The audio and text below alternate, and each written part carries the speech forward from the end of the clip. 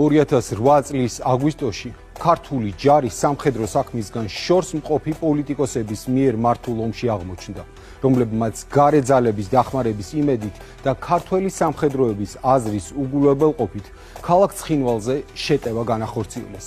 აგვისტოს ომში ბევრი დეტალია, რაც დამოუკიდებელ განხილვას საჭიროებს, ამიტომ დღეს ყურადღებას გამოვახვილებთ იმაზე, თუ რატომ დარჩა ბედის ანაბარა მიტოვებული ცეცხლის წინა ხაზზე მყოფი მშვიდობიანი მოსახლეობა.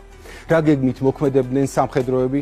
შესაძლოა და არ არის გამოიცხული, რომ ნაციონალურ მოძრაობას პირიქით აწყობდა უფრო მეტი მსხვერპლი სამოქალაქო მოსახლეობაში, იმისთვის, რომ შემდეგ საერთაშორისო ასპარეზზე ეთქვა, ნახეთ, რამდენი მსხვერპლი გვყავს, მე ვარ მართალი.